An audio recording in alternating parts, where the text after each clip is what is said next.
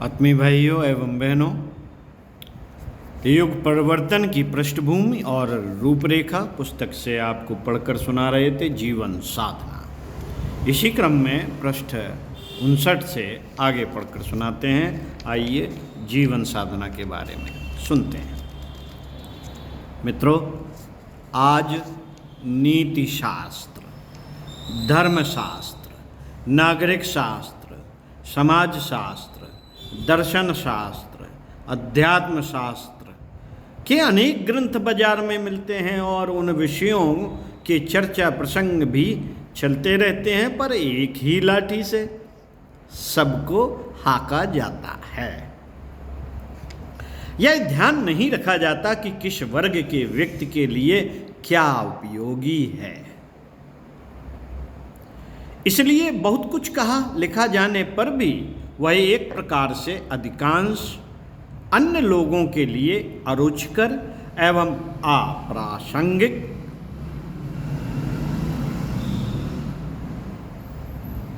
ही रह जाता है। जीवन शास्त्र आत्मिक और भौतिक विज्ञान का सबसे बड़ा शास्त्र है, सबसे बड़ा शास्त्र है। इसका निर्धारण इस प्रकार होना चाहिए कि हर वर्ग का मनुष्य अपने लिए सोचने और करने के लिए सही दिशा धारा प्राप्त कर सके। शिक्षा का वास्तविक उद्देश्य इस जीवन शिक्षा से ही संभव हो सकता था, पर दुर्भाग्य इस बात का है कि युग की मूर्धन्य विचारशीलता इस अति महत्वपूर्ण पक्ष की उपेक्षा ही करती चली आ रही है।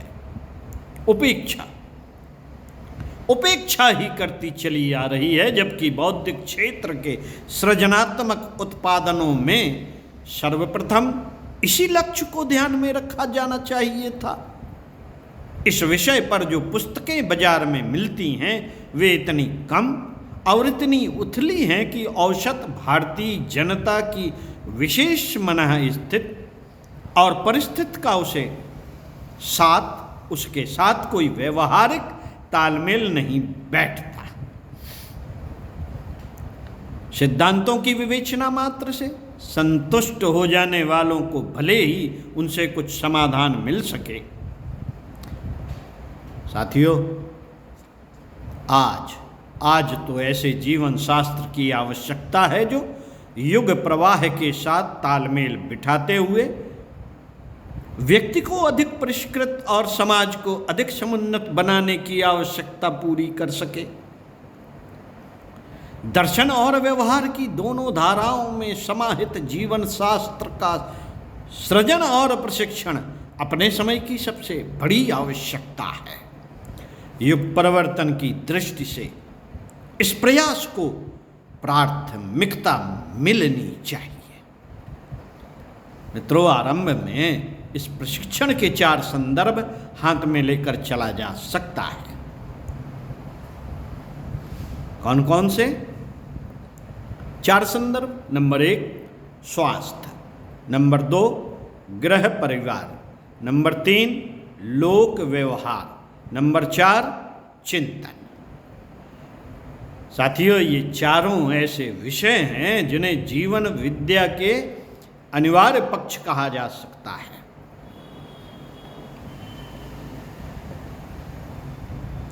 स्वास्थ्य शिक्षा के लिए मोटे तौर से व्यायाम, खेलकूद, प्राकृतिक चिकित्सा, आहार विहार, फर्स्ट एड, परिचर्या, संयम जैसे विषयों की जानकारी देने एवं अभ्यास करने का प्रबंध रहना चाहिए। परिवार में विवाह, दाम्पत्य जीवन, प्रजनन, शिशुपालन, स्वच्छता व्यवस्था, श्रम विभाजन, सुविधा, सहकार, अधिकार और कर्तव्य, पुरानी, मध्यवर्ती एवं भावी पीढ़ियों के बीच तालमेल, अर्थ संतुलन, शिष्टाचार, टूट फूट की मरम्मत, उलझनों का समाधान, मनोभ्रांतियों का निराकरण और भ्रमों का निवारण, स्नेह सद्भाव का वातावरण, विकृतियों का परिमार्जन, आतिथ्य अनुदान जैसे कितने ही कितने ही महत्वपूर्ण विषयों का इस प्रसंग में समावेश होना चाहिए। इन प्रयोजनों को कैसे, किस प्रकार अपनाकर उनका निर्वाह करता है, उसकी व्यवहारिक जानकारी उसे मिलनी चाहिए। मित्रों, शालीन लोक व्यवहार का आरंभिक प्रशिक्षण की पाठशाला से ही शुरू होता है। शालीन लोक व्यवहार का आरंभिक प्रशिक्षण, शालीन लोक व्यवहार का आरंभिक प्रशिक्षण की पाठशाला से ही शुरू होता है, किंतु उसका विस्तार नागरिक कर्तव्यों और सामाजिक उत्तरदायित्वों के रूप में क्रमशः बढ़ता ही चला जाता है।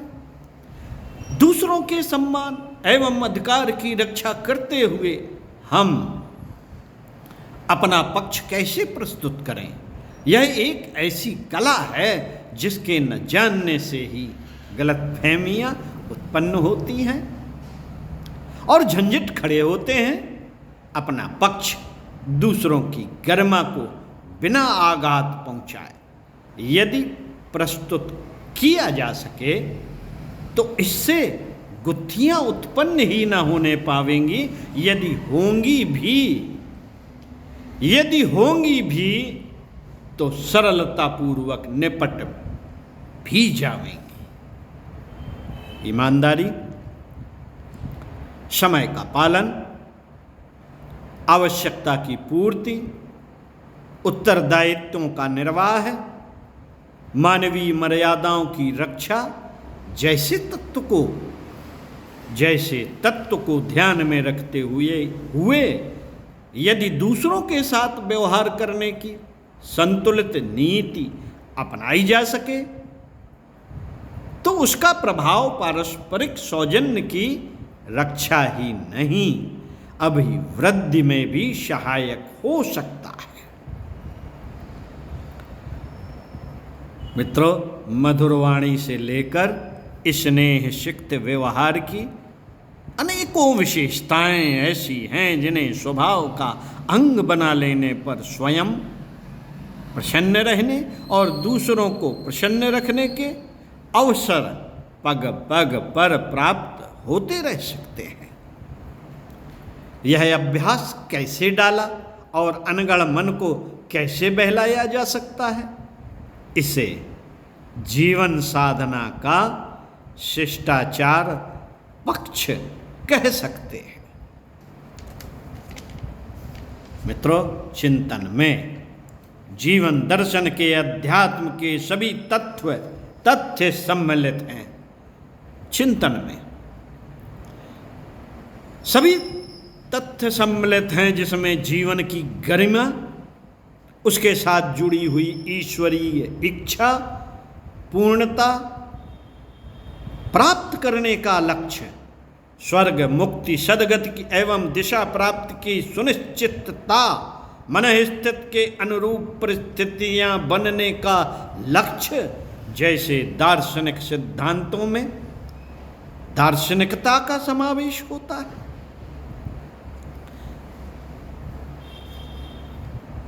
विकृत व्यक्तित्ववाद के सहारे लाभ को पाने की आशा में असीम क्षति उठाते रहने का भ्रम जंजाल परिष्कृत चिंतन के सहारे ही अपने नंगे रूप में सामने आ सकता है। अन्यथा जीवात्मा को एक संकीर्ण स्वार्थपरता के ताने बाने से बुने गए भवबंधनों से में ही पिसती सड़ती समय काटना पड़ता है। प्रसन्न, संतुष्ट, उल्लसित और आशान्वित रहने का आनंद स्वस्थ चिंतन के सहारे ही मिल सकता है यदि वह जाना जा सके। यदि वह जाना जा सके तो असीम मनोकामनाओं की तृप्त में भटकने वाला जीवात्मा हर घड़ी आनंद पाता और उल्लास बांटता देखा जा सकता है। चिंतन कर परिष्कार उच्च स्तरीय दृष्टिकोण का निर्धारण इतना बड़ा आधार है कि उसके मिल जाने पर सर्वतोमुखी प्रगति का द्वार खुलता है और जीवन का हर क्षण स्वर्गीय सुख की अनुभूति में बीतता है। इसके लिए विचार विज्ञान का उत्कृष्टतावादी पथ जनमानस में गहराई तक प्रतिस्थापित कराया जाना चाहिए। तत्व दर्शन का व्यवहारिक पक्ष जीवन साधना के चिंतन पक्ष की आवश्यकताएं पूर्ण करता है। जीवन साधना की शिक्षा के यह 4 पक्ष ऐसे ही हैं जिनके लिए न केवल ज्ञान संपदा का उत्पादन होना चाहिए वरन उसके प्रशिक्षण की स्कूली अथवा स्वेच्छा सेवा जैसी व्यवस्था व्यापक रूप से बननी चाहिए, जिसका लाभ हर किसी को हर कहीं मिलना संभव हो सके। मित्रों, मनुष्य की मानवीय गरिमा के अनुरूप बनाना, मनुष्य को मानवीय गरिमा के अनुरूप बनाना युग परिवर्तन का आधार है। इसके लिए जीवन साधना की शिक्षा का सुनियोजन किया जाना चाहिए। ओम शांति। साथियों,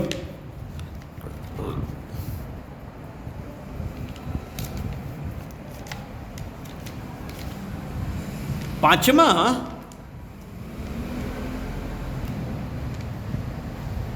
प्रमुख संरचना 5वीं रह जाती है श्रम सेवा की। आइए इसे भी पढ़ते हैं और सुनते हैं। श्रम सेवा। मित्रों, नवनिर्माण के रचनात्मक कार्यक्रमों में 5वां है श्रम सेवा। इस स्वच्छता संवर्धन और हरितमा उत्पादन के 2 प्रयोजनों को प्राथमिकता दी जा सकती है। अपने देश में गरीबी और अशिक्षा के उपरांत तीसरी लानत अस्वच्छता व्यापकता के रूप में देखी जा सकती है। इसका कारण आलस्य, प्रमाद, पिछड़ापन आदि भी हैं। जिधर भी दृष्टि डाली जाए उधर ही अस्वच्छता का साम्राज्य छाया देखा जा सकता है। घरों में कपड़े, बर्तन, खाद्य पदार्थ, उपयोग के उपकरण आदि अस्त व्यस्तता, कोने कोने में कूड़े कचरे का ढेर जैसा बनाए रहते हैं। नाली, स्नान घर, शौचालय तो एक प्रकार से नर्क ही बने रहते हैं। शरीर पर पहनने आदि के कपड़ों तक से स्वच्छता के अभाव में कुरूपता और दुर्गंधी उभरती रहती है। मित्रों, सार्वजनिक स्थानों पर जहां तहां मलमूत्र, पानी, कीचड़, कूड़े कचरे के ढेर सड़ते हुए देखे जा सकते हैं। स्वास्थ्य और सुमति दोनों ही दृष्टि से गंदगी का यह साम्राज्य हम सबके लिए कलंक की बात है।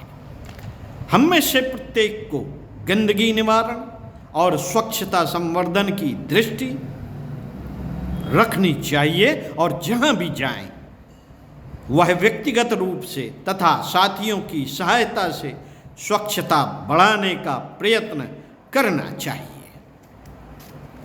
मित्रों, इससे सामाजिक समृद्धि तो होती ही है, इस दिशा में सोचने और करने के लिए भी दूसरों को प्रकाश मिलता है। जहाँ संभव हो सामूहिक श्रमदान से गली, मोहल्ले, रास्ते एवं सार्वजनिक स्थानों की सफाई के लिए व्यापक कार्यक्रम बनाने चाहिए। इस प्रकार से स्वच्छता के पक्ष में लोक दृष्टि तो उत्पन्न होगी, लोगों की गंदगी न करने एवं उसे हटाने की दृष्टि उत्पन्न होगी। यह दृष्टि सुरुचि संवर्धन के ऐसे बीजांकुर हैं, ऐसे बीजांकुर भी उत्पन्न करेगी जिससे सुगत की आधारभूत आवश्यकता सुव्यवस्था के उज्जवल भविष्य के परोक्ष निर्माण में महत्वपूर्ण भूमिका निभाते हुए देखे जा सके। शिक्षा धन हर किसी के पास हो या न हो, श्रम करने वाला शरीर तो हर किसी के पास होता है।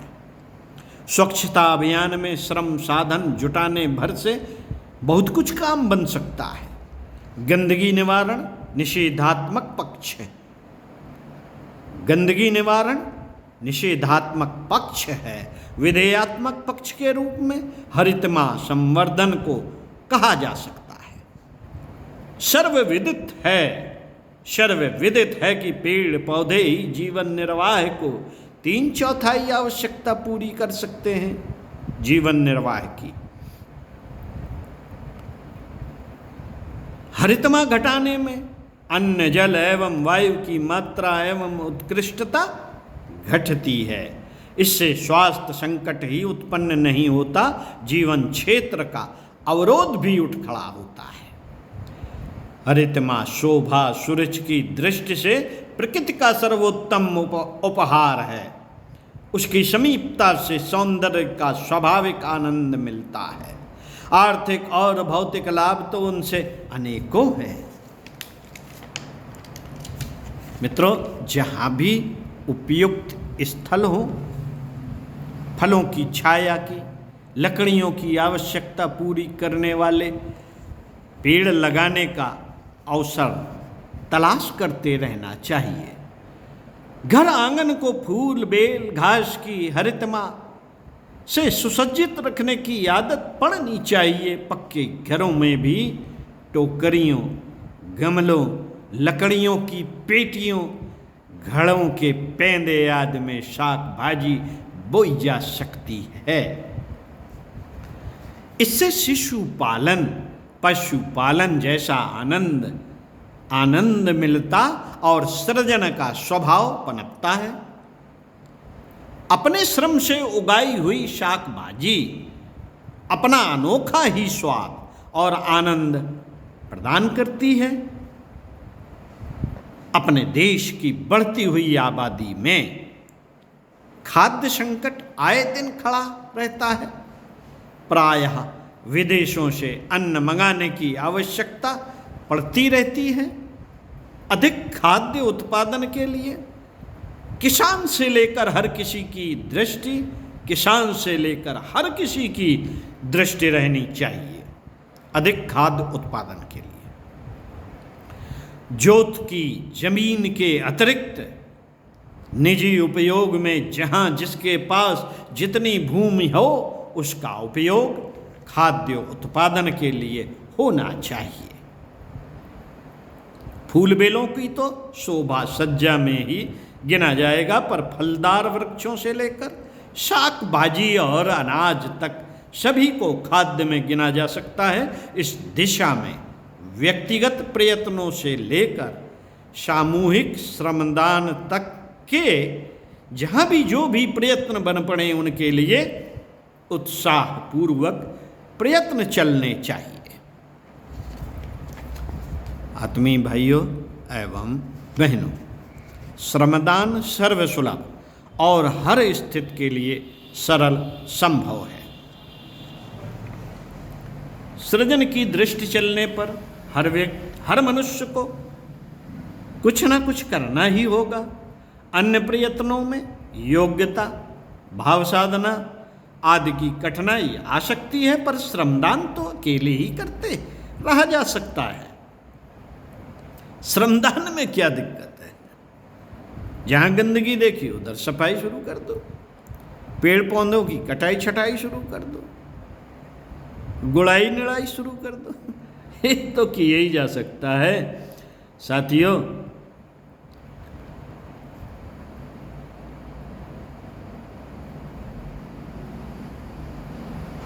कई लोग मिलकर सामूहिक रूप से जुट सकें अगर इस कार्य में, तो सोने में सुहागा, सोने में सुगंध की उक्ति चिरतार्थ हो सकती है। शोधन एवं अभिवर्धन की दृष्टि से तथा प्रवृत्ति ही नव युग की आधारशिला होगी।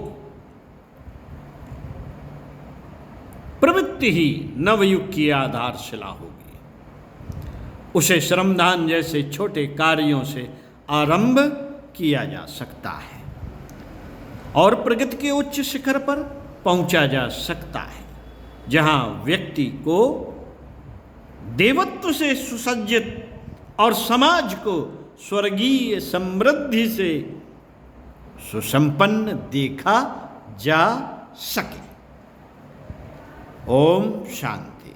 पंडित श्री राम शर्मा आचार्य, युग परिवर्तन की पृष्ठभूमि और रूपरेखा का समापन। सुनते रहिए, चिंतन मनन करते रहिए, जीवन बदल जाएगा। ओम शांति।